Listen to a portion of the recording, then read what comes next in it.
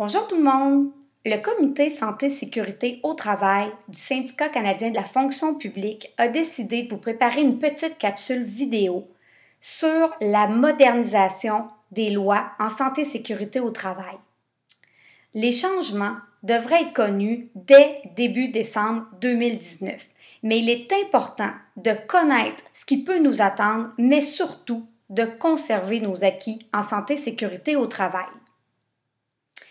Ce qu'il faut savoir, c'est qu'il existe deux lois très importantes au Québec en santé-sécurité au travail. La première, c'est la LSST, la loi en santé-sécurité au travail. Elle concerne seulement les sections locales provinciales. Mais la deuxième, la LATMP, la loi sur les accidents et les maladies professionnelles au travail, concerne tout le monde, toutes vos sections locales, autant au fédéral qu'au provincial. Cette loi-là, on l'appelle la loi de réparation. C'est à partir du moment où il y a eu un accident de travail, tout ce qui va avoir un lien avec comment on rembourse le salaire, les soins, comment on s'en occupe, etc., etc.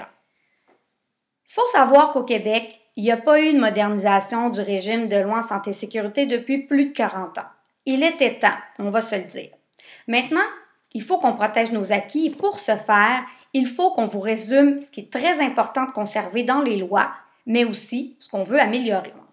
D'abord, en ce qui concerne la LSST, donc qui touche les sections locales de juridiction provinciale, en fait, la première chose à conserver et qui est très importante, c'est la notion de prévention. Toute la loi est basée sur la prévention du danger avant même qu'il y ait un danger, et ça, c'est important. Il faut savoir qu'au régime fédéral, on agit surtout quand le danger il est là et qu'il est imminent. On ne veut pas en arriver là. Il y a des articles de loi hyper importants dans la LSST.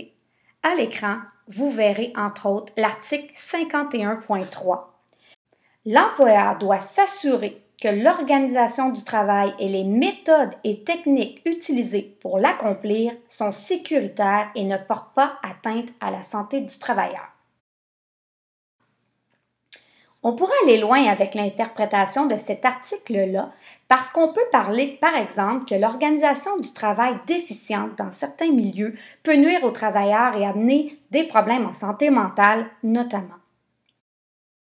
Vous irez lire aussi les articles 51.5 et .9 qui parlent de toutes les méthodes et techniques pour identifier les risques et donc prévenir en santé-sécurité au travail. Maintenant, on sait que la LATMP, elle n'est pas parfaite, c'est évident, mais il y a des choses qu'on veut conserver et qui se passent très bien. Par exemple, tout ce qui touche à la notion de prépondérance du médecin traitant.